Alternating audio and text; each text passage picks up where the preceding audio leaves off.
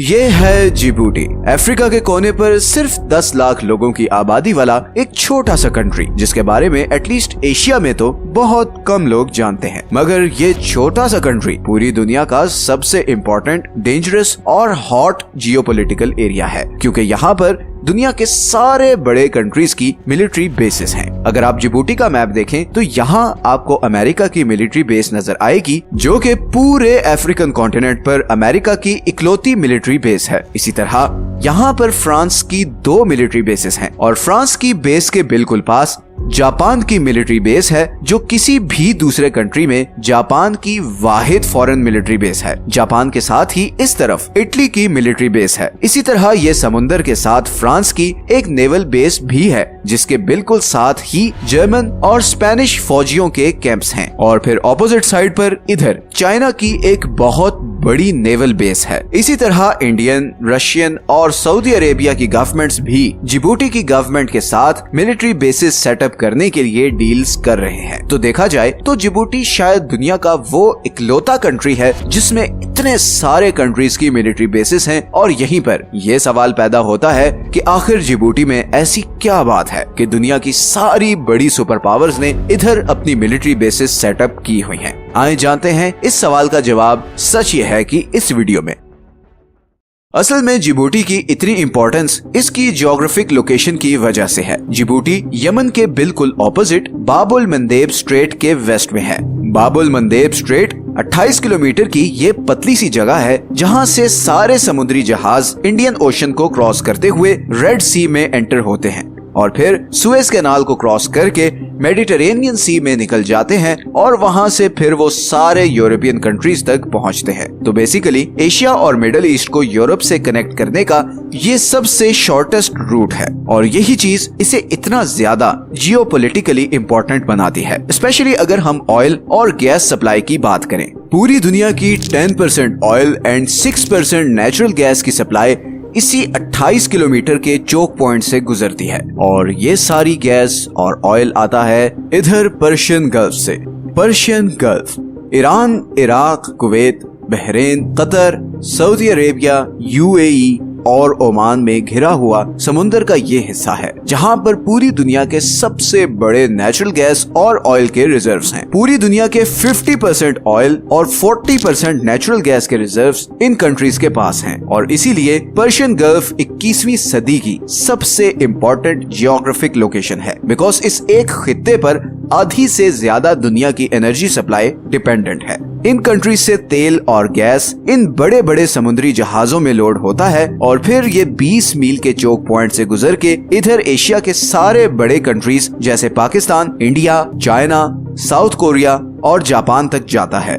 और इसी तरह बाकी तेल और गैस इधर अरेबियन सी से होते हुए इंडियन ओशन में आता है और फिर बाबल मंदेब को क्रॉस करके सुएज कैनाल के थ्रू यूरोपियन कंट्रीज तक जाता है। 2022 के स्टैटिस्टिक्स के मुताबिक पूरे यूरोप की 20% ऑयल इंपोर्ट और 24% गैस इंपोर्ट इसी बाबल मंदेब स्ट्रेट से गुजर कर आती है और इसीलिए अगर ये स्ट्रेट किसी भी वजह से ब्लॉक हो जाए तो यूरोपियन इकोनॉमीज जबरदस्त फाइनेंशियल क्राइसिस का शिकार हो जाएंगी, बिकॉज फिर यूरोप पहुंचने का सिर्फ एक रूट है और वो इतना लंबा है कि पूरे अफ्रीकन कॉन्टिनेंट को क्रॉस करके ही आप यूरोप पहुंच सकते हो और इसमें न सिर्फ टाइम और खर्चा ज्यादा लगता है बल्कि ये रूट काफी डेंजरस भी है। ऐसा ही कुछ हुआ था मार्च 2021 में, जब सुएज कैनाल में एक शिप फंस गई थी और वर्ल्ड इकोनॉमी को 9.6 बिलियन डॉलर्स का नुकसान हुआ था। मगर जिस कंट्री के लिए ये स्ट्रेट सबसे ज्यादा इम्पोर्टेंट है वो है सऊदी अरेबिया। सऊदी अरेबिया के पास पूरी दुनिया के 15% प्रूवन ऑयल रिजर्व्स हैं। सऊदी अरेबिया सही मानों में एक पेट्रो स्टेट है। सऊदी अरेबिया का 46% जीडीपी ऑयल पर डिपेंडेंट है और उसकी 80% एक्सपोर्ट इनकम ऑयल से होती है। ये सारा इंफ्रास्ट्रक्चर, ये बड़ी बड़ी बिल्डिंग्स ये जबरदस्त प्रोजेक्ट्स, ये लग्जरी लाइफस्टाइल, हर चीज इसी तेल की वजह से है। और सऊदी अरब की सारी ऑयल फील्ड्स इधर पर्शियन गल्फ के बॉर्डर पर ही हैं और इसीलिए बाकी दुनिया तक पहुंच जाने का सबसे इजी रास्ता ये स्ट्रेट ऑफ हॉर्मुज के थ्रू है। अब स्ट्रेट ऑफ हॉर्मुज की बात करें तो ये करीबन 34 किलोमीटर की छोटी सी जगह है जहां से पर्शियन गल्फ वाले कंट्रीज के कंटेनर्स गुजरकर बाकी दुनिया को जाते हैं। इस चोक पॉइंट को सबसे बड़ा खतरा ईरान से है, जो कि सऊदी अरब का सबसे बड़ा राइवल है। इस स्ट्रेट के आसपास वाले सारे आइलैंड्स भी ईरान के ही कंट्रोल में हैं और ईरान बहुत दफा ये स्ट्रेट बंद करने की धमकी भी दे चुका है। और अगर ये स्ट्रेट किसी भी वजह से बंद हुआ तो सऊदी अरब की इकोनॉमी महीनों में कोलैप्स कर जाएगी। इसी रिस्क को कम करने के लिए सऊदीज ने सऊदी अरब के ईस्टर्न बॉर्डर से लेकर वेस्टर्न बॉर्डर तक 1200 किलोमीटर लंबी एक पाइपलाइन बनाई, जिसके जरिए लिमिटेड क्वांटिटी में पर्शियन गल्फ से निकलने वाला ऑयल इधर रेड सी तक पहुंचाया जाता है और फिर यहाँ से ये ऑयल आगे स्वेज कैनाल क्रॉस करके यूरोप तक जाता है। लेकिन फिर 2014 में यमन में शिया और सुन्नी ग्रुप्स के दरमियान एक सिविल वॉर शुरू हो गई एंड शिया हौसियों ने यमन के कैपिटल सना का कंट्रोल ले लिया। अब क्योंकि इस सारी वॉर में सऊदी अरब हौसियों के अगेंस्ट सुन्नी ग्रुप को सपोर्ट करता रहा था, तो हौसियों ने अपने सारे गुस्से का रुख सऊदी अरब की तरफ कर लिया। और क्योंकि ये सारा एरिया सऊदी अरब की इन पाइपलाइंस के बहुत करीब है और हौसी बागी भी बहुत बार ये पाइपलाइन उड़ाने की थ्रेट दे चुके हैं, तो एक तरफ ईरान है जो स्ट्रेट ऑफ हॉर्मुज ब्लॉक करके अरब ऑयल की एक्सपोर्ट बंद कर सकता है और दूसरी तरफ इधर यमन में ईरान बैक्ड यमनी हौसी हैं जो ये बाबुल मंदेब स्ट्रेट और फिर ये पाइपलाइन को नुकसान पहुंचा सकते हैं, जिसके नताइज सऊदी अरब के लिए बहुत ही भयानक होंगे। और यही रीजन है कि सऊदी अरेबिया इधर जिबूटी में अपनी खुद की मिलिट्री बेस बना रहा है ताकि ऐसे किसी भी थ्रेट की सिचुएशन में वो फौरन मिलिट्री के थ्रू रिएक्ट कर सके। लेकिन बाबुल मंदेब सिर्फ सऊदी अरब ही नहीं बल्कि अब यूरोपीय यूनियन के लिए भी बहुत ही ज्यादा क्रिटिकल लोकेशन बन गई है और उसकी वजह यह है कि रशिया यूक्रेन वॉर के बाद रशिया ने यूरोप को जाने वाली अपनी सारी गैस पाइपलाइंस बंद कर दी हैं और इतनी बड़ी गैस सप्लाई का यूरोप के पास सिर्फ एक और ऑल्टरनेटिव है और वो है कतर, एक छोटा सा कंट्री जिसके पास दुनिया के दूसरे सबसे बड़े नेचुरल गैस के रिजर्व्स हैं। लेकिन कतर रशिया के मुकाबले में यूरोप से काफी दूर है और उसके पास यूरोप तक गैस ले जाने के लिए कोई गैस पाइपलाइन भी नहीं। इसीलिए कतर अब billions of dollars LNG technology में इन्वेस्ट कर रहा है ताकि गैस को ठंडा करके इन कंटेनर्स में लोड करके इसी स्ट्रेट ऑफ हॉर्मुज और बाबुल मंदेब स्ट्रेट के थ्रू सुएज कैनाल को क्रॉस करके यूरोप तक ये गैस पहुंचा सके। और इसीलिए यूरोपियन कंट्रीज जिबूटी पे अपनी मिलिट्री बेसिस बना रहे हैं ताकि इस रूट को कोई भी ब्लॉक न कर सके। इसी तरह चाइना की 30% मैन्युफैक्चरिंग एक्सपोर्ट्स इसी बाबुल मंदेब स्ट्रेट से होते हुए यूरोप और नॉर्थ अमेरिका को जाती है। तो वर्ल्ड ट्रेड को स्मूथ रखने के लिए इस स्ट्रेट का सिक्योर रहना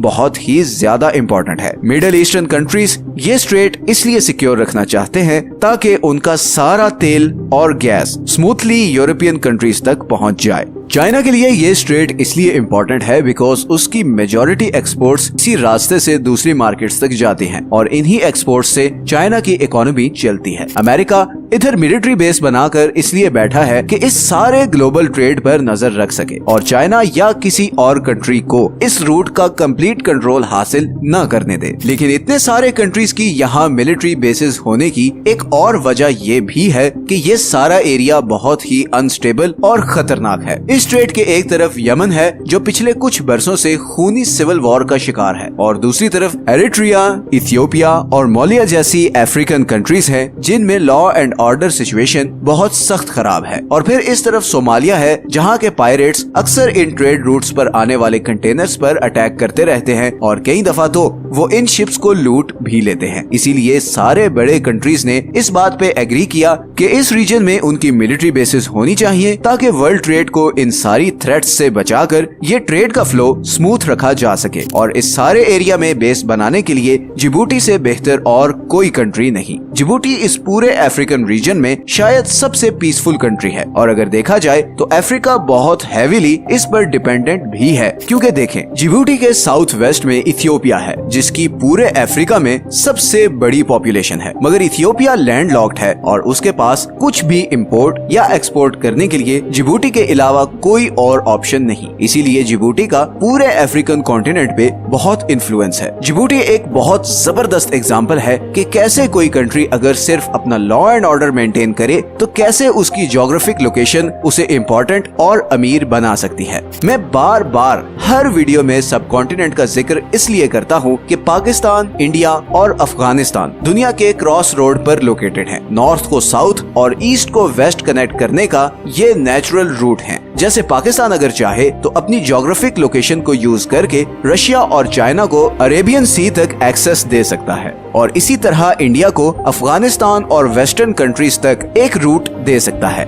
आप इमेजिन नहीं कर सकते कि कितनी बड़ी मार्केट्स ओपन हो जाएंगी इन दोनों कंट्रीज के लिए। ये ट्रेड रूट्स इस खित्ते की तकदीर बदल सकते हैं। अंग्रेजों के इधर आने से पहले ये इंडियन सब कॉन्टिनेंट दुनिया के अमीर तरीन खित्तों में से एक था, और उसकी वजह यही थी कि ये सारा एरिया दुनिया के क्रॉस रोड पर है। ये मशरिक से मगरिब को मिलाता है, और फिर इन दोनों कंट्रीज के साथ समुंदर भी लगता है, और फिर इतनी बड़ी मैन पावर, इतने टैलेंटेड रिसोर्सेज, ये सब कुछ नेगेटिव मीडिया एंड पॉलिटिकल एजेंडे की वजह से वेस्ट हो रहा है। अगर इन दोनों कंट्रीज की गवर्नमेंट्स समझदारी से काम लेती तो आज दुबई की जगह गवादर और मुंबई का पोर्ट दुनिया का सेंट्रल पॉइंट होता। और ये जो इन दोनों कंट्रीज के लोग नौकरी के लिए अपनी फैमिली और प्यारों को छोड़कर यूएई जाते हैं और फिर बाकी पूरी जिंदगी एक एटीएम मशीन बनकर ही रह जाते हैं, वो इधर अपने कंट्रीज में ही अपने प्यारों के पास मेहनत कर सकते थे। मेरी बड़ी ख्वाहिश है कि अब फाइनली इन दोनों कंट्रीज की गवर्नमेंट्स और लोग इस बात को समझें कि पड़ोसियों के साथ लड़ा नहीं जाता। अपनी वीडियो का एंड मैं मिखाइल नाइमी के एक कोट पर करता हूँ। Fight, but not your neighbor. Fight rather all the things that cause you and your neighbor to fight. अगर आपको आज की वीडियो अच्छी लगी है तो इसे लाइक और चैनल को सब्सक्राइब जरूर कर दें। ये हैं वो सारे सोर्सेज जहां से हमने इस वीडियो के लिए कंसल्ट किया है। मिलते हैं नेक्स्ट वीडियो में एक और इंटरेस्टिंग टॉपिक के साथ। अपना ख्याल रखें। अल्लाह हाफिज।